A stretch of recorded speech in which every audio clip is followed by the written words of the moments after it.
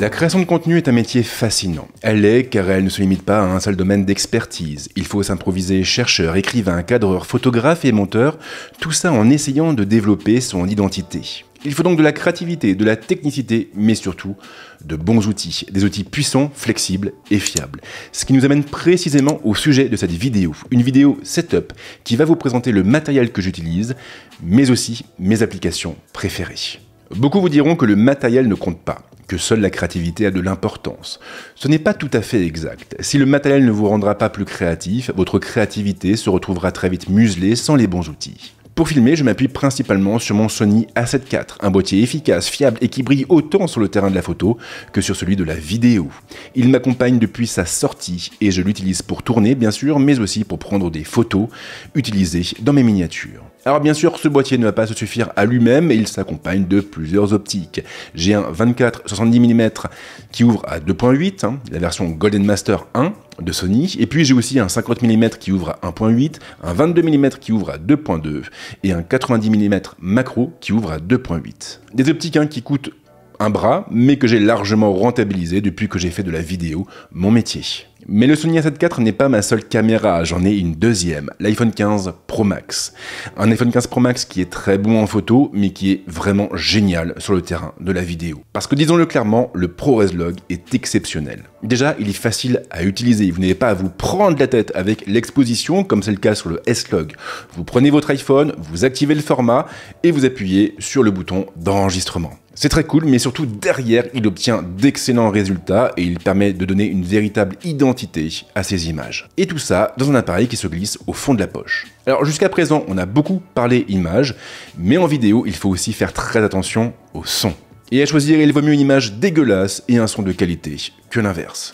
Enfin ça, c'est ce qu'on vous dit pour vous rassurer.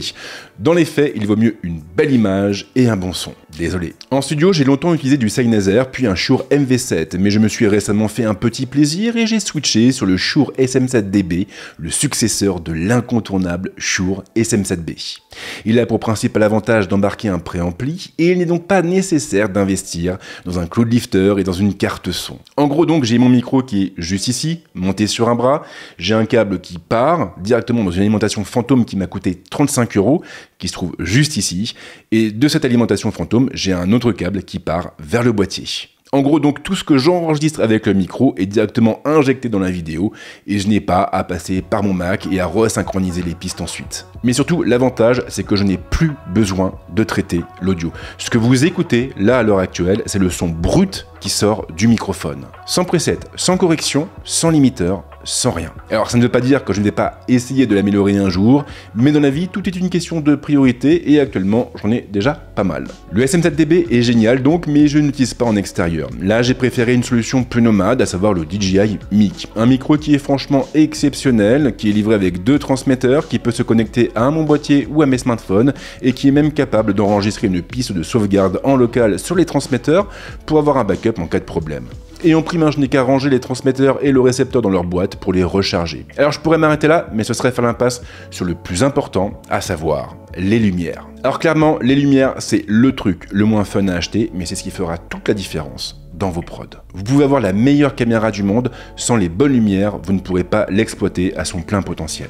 Mes lumières principales sont la Falcon Haze SO68 TDX2 et la Neewer CB100C. La première est efficace, c'est vrai, mais la seconde est un petit peu plus polyvalente. Je vais l'utiliser parfois pour mes facecam, mais parfois aussi pour éclairer un produit ou pour mettre de l'ambiance. Et ce qui est vraiment pratique, c'est qu'on peut directement la contrôler avec une application, ce qui n'est pas le cas de la Falcon Haze.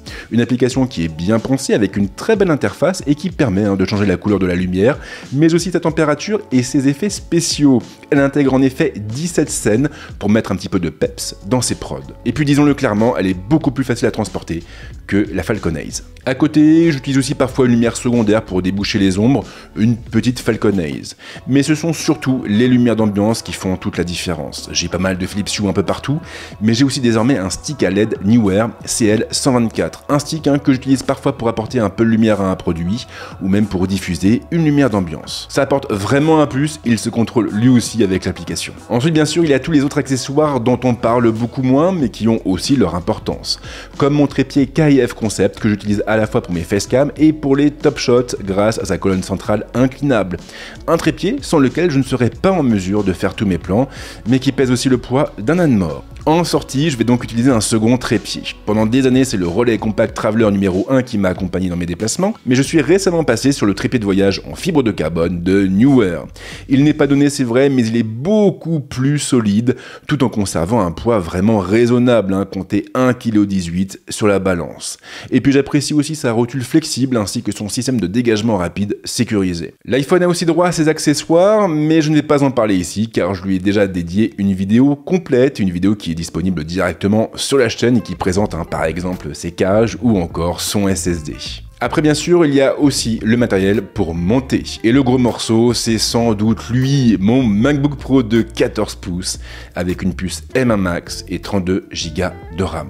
Alors, pourquoi un Mac? Je sais que je ne vais pas me faire que des amis, mais aujourd'hui, en portable, en laptop, vous n'avez pas mieux que le MacBook Pro. Vous n'avez pas mieux parce que cet ordinateur, il est puissant, il est fiable, il est autonome et il ne fait quasiment aucun bruit. C'est bien simple, je ne l'entends quasiment jamais. Et puis d'ailleurs, vous avez macOS qui fonctionne extrêmement bien et qui ne m'impose pas une mise à jour dès que je redémarre ou que j'éteins ma machine. macOS qui propose aussi plein de fonctions qui m'aident à fluidifier mon workflow. Je pense notamment à AirDrop ou encore au contrôle universel pour mon iPad, mais aussi aux nouvelles fonctions de continuité qui me permettent d'utiliser mon iPhone comme une webcam. Et franchement, c'est la bécane idéale pour bosser. Après bien sûr, quand vous voulez travailler confortablement, 14 pouces, ça fait un peu petit. Et ça nous amène donc à mon nouvel écran, le BenQ Design View PD3220U. Cet écran m'a été fourni par BenQ et franchement, ce n'est que du bonheur. Le look pour commencer est à la fois soigné et épuré. Et oui, c'est clairement un critère important quand on filme avec son setup en fond. Et puis bien sûr, il y a la dalle. Ici, BenQ a opté pour un écran IPS 60 Hz de 32 pouces au format 16/9 avec une résolution en 3840 par 2160, un traitement anti-reflet et la prise en charge du HDR10. C'est pas mal, surtout qu'en plus de ça, la dalle est calibrée en usine et elle couvre 100% du Rec 709, 100% du sRGB et 95% du P3, ce qui est évidemment indispensable pour un écran tourné vers la création. Il faut aussi noter que cet écran bénéficie de la technologie AQ Color, une technologie exclusive développée par BenQ pour offrir les couleurs les plus fidèles et les plus précises possibles aux professionnels de l'image. Et il bénéficie en outre de 2 certifications, une de Pantone, l'autre de Kalman. La connectique est aussi complète avec 2 connecteurs HDMI, un port DisplayPort, une prise casque et de nombreux ports USB. Mais surtout, cet écran est tourné vers les Mac. Pour commencer, il propose le Thunderbolt 3. Il peut donc alimenter votre Mac, mais aussi se connecter à un deuxième écran, le tout en étendant la connectique de l'ordinateur avec des vitesses de transfert pouvant atteindre les 40 gigabits par seconde. Le meilleur reste cependant à venir. BenQ l'a équipé d'un mode spécial, un mode baptisé M-Book Mode, qui lui permet d'afficher exactement les mêmes couleurs que celles de l'écran du Mac. C'est vraiment fou, surtout qu'en plus, derrière, on a une très bonne gestion des profils ICC. Le Design View PD3220U prend en charge le sRGB, le DCI P3, le display P3 et le Rec 709. Et BenQ a développé une solution propriétaire baptisée ICC5 qui va justement vous permettre de synchroniser le profil de tous les écrans de votre ordinateur. Mieux encore, vous pourrez même basculer d'un profil à l'autre par le biais de raccourcis clavier ou même affecter un profil à un logiciel. Bref, c'est clairement un écran génial et vous avez en prime une petite molette pour accéder plus rapidement à des fonctions comme le profil de couleur, le filtre anti-lumière bleue ou même le HDR. Et le stockage alors? Forcément, les vidéos, ça pèse lourd, comptez entre 40 et 100 Go par projet et vous avez donc intérêt à être très bien organisé. Personnellement, je stocke tous les projets en cours sur un SSD Samsung T5 de 1 Tera. Je monte directement mes vidéos dessus sans le moindre problème. Ensuite, une fois que le projet est bouclé, il disparaît de mon SSD pour aller sur un de mes NAS. Et là, en tout, je dois en avoir pour à peu près 24 Tera de stockage. Après, je vous avoue que les NAS, ça prend de la place, ça consomme de l'énergie, parfois ça fait aussi un peu de bruit, et puis bien sûr, on a toujours le problème des disques qui ont parfois tendance à cramer. Et c'est la raison pour laquelle je me pose de plus en plus la question de passer directement au cloud, surtout que maintenant, j'ai quand même la fibre, alors autant en profiter. Et justement, si certains d'entre vous ont déjà franchi le pas, je serais très curieux de lire leur retour. Vous pouvez avoir le meilleur matériel au monde, sans les bons logiciels pour l'exploiter, il ne vaut absolument rien. Et justement, en 2023, j'ai changé quasiment tous mes logiciels. C'était une année chargée. Notion par exemple occupe désormais un rôle central dans mon workflow et ce après des années passées à utiliser Note. Il me sert à tout, absolument à tout. Je vais l'utiliser pour prendre des notes durant les prébriefs constructeurs, mais aussi pour gérer tous mes projets. Je note mes idées, j'écris mes scripts et je gère bien entendu mon planning de publication, que ce soit sur YouTube ou même Instagram et TikTok. Notion me permet aussi de suivre toute ma facturation, j'ai une base de données pour suivre les campagnes en cours et les paiements. Même chose pour la compta de mon entreprise, une base de données dédiée me permet de suivre mon CA, mes bénéfices, mes charges ou encore la TVA à déclarer. Alors je suis évidemment loin de l'utiliser à 100%, mais Notion est un outil extraordinaire. Maintenant il manque quand même encore 2 ou 3 petites choses comme la prise en charge du stylet ou encore la possibilité d'avoir des tableaux aussi flexibles que sur un vrai tableur. Freeform me sert aussi pas mal, notamment lorsque je bosse sur une vidéo assez complexe. L'outil me permet de coucher mes idées, de prendre des notes, de construire des schémas et finalement de me représenter les choses autrement. Et dans certains cas, j'ai vraiment besoin de cette étape. Comme pour cette vidéo par exemple qui a nécessité pas mal de brainstorming en amont. Et je vous rappelle d'ailleurs que j'ai déjà consacré un guide complet à Freeform, un guide qui est proposé gratuitement sur la chaîne, donc si vous ne connaissez pas bien l'application, vous pouvez aller voir de quoi il en retourne. Et puis ensuite, bien sûr, il y a tous les logiciels dédiés à la création. Photoshop et Lightroom m'ont longtemps accompagné, mais j'ai décidé cette année de me passer de leur service, et j'ai donc switché sur Pixelmator Pro et Photomator. Alors, je suis encore très loin de les maîtriser, le switch en question date d'il y a quelques semaines, mais ils répondent parfaitement à mes besoins. Photomator, par exemple, est juste dingue, parce qu'il propose toutes les fonctions de base pour régler son expo ou ses couleurs, mais on va aussi avoir 1 ou 2 petits trucs en plus, comme un système de calque, qui va nous permettre de rationaliser un peu nos modifications, les workflows pour appliquer des traitements par lot ou encore l'export de presets sous la forme de LUT.